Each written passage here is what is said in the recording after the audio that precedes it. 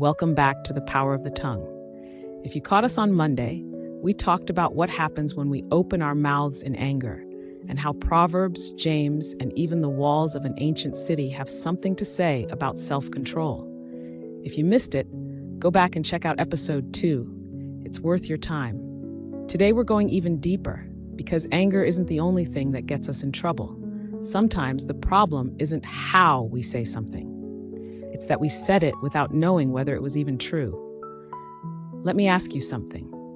Have you ever repeated something, absolutely convinced it was true, only to find out later you only had half the story? It's one of the most uncomfortable feelings there is, because by then, the damage is already done.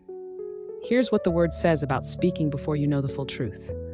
Proverbs 18 verse 13 says, "To answer before listening, that is folly and shame."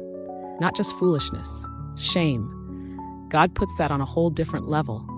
Because when we speak before we fully listened, we're not just making a mistake, we're potentially destroying something.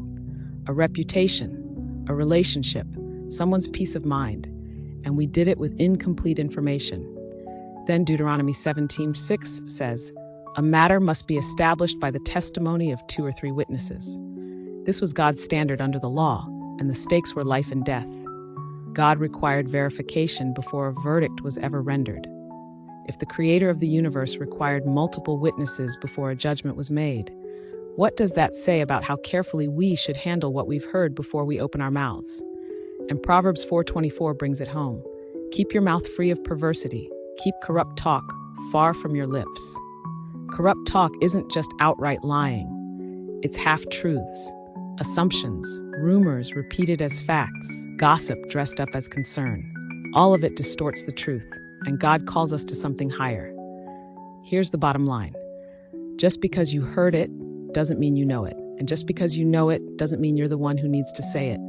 Verify before you speak, listen before you respond, and when in doubt, stay quiet. The Power of the Tongue, Episode 3. Until next time, stay strong in faith. God's got you.